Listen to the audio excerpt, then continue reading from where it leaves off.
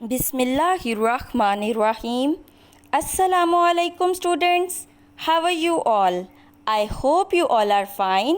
Today we are going to start our English literature lecture for class 3. So students, please you open your books and open the page number 70. बेटा page number 70 पर हमारा unit number है 8 and the name of our topic is the old man and the tiger, एक बूढ़ा इंसान और चीता। Today we are going to start our new lesson. So बेटा आप लोगों की आसानी के लिए यहाँ पर मैंने डिफ़िकल्ट वर्ड्स के मीनिंग्स राइट कर दिए हैं। आप लोग भी अपनी बुक्स पर डिफ़िकल्ट वर्ड्स के मीनिंग्स राइट कर लीजिएगा। So let's start our reading with translation.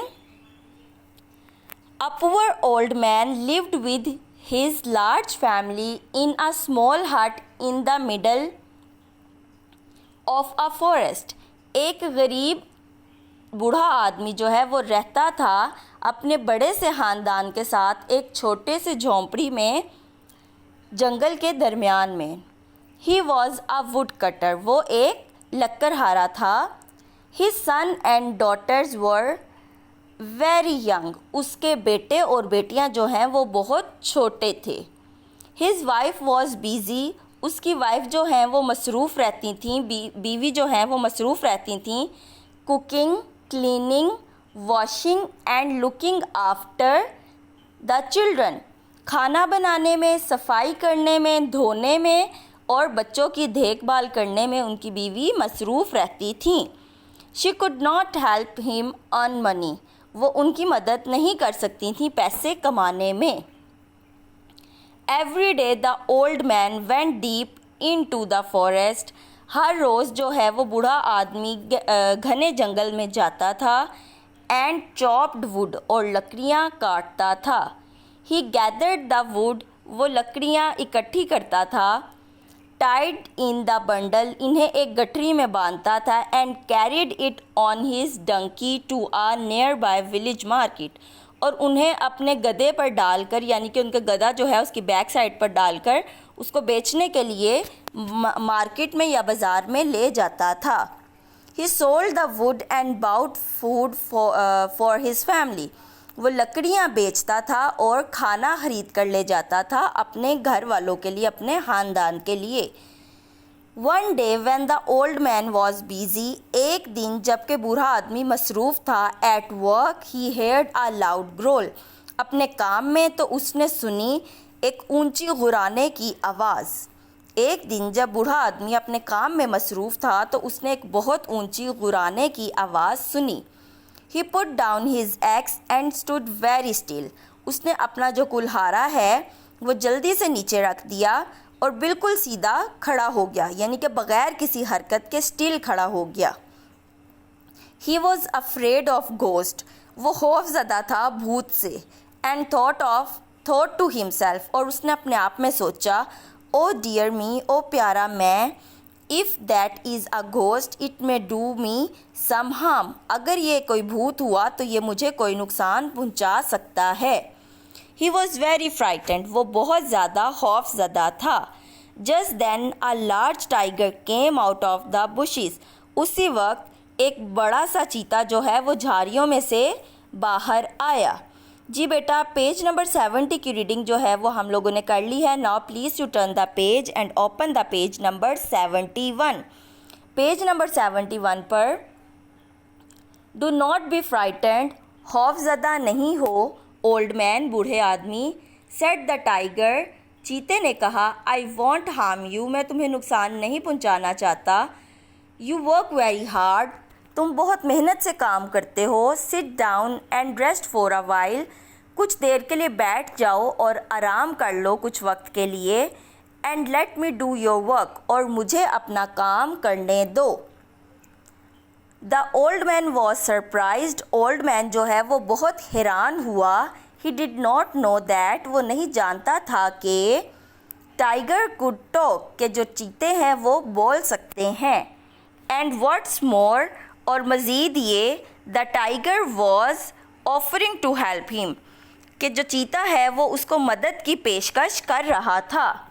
How kind you are, आप कितने रहम दिल हैं, डियर टाइगर, प्यारे चीते। ही सेड, उसने कहा। The old man rested under a tree. Old man जो बूढ़ा आदमी है वो दरख्त के नीचे रेस्ट करने के लिए बैठ गया या रेस्ट करने लगा। वाइल द टाइगर वर्कड, और उस दौरान जो चीता है वो काम करता रहा। Soon all the wood was cut, जल्द ही सारी लकड़ी जो है वो कट गई। The old man and the tiger tied the wood into a bundle, बूढ़े आदमी ने और चीते ने वो लकड़ियाँ जो हैं वो एक गठरी में बांधी।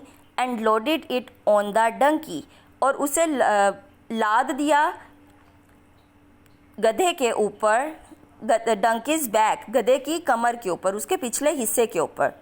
The old man thank the tiger, जो बूढ़ा आदमी है उसने शुक्रिया अदा किया चीते का।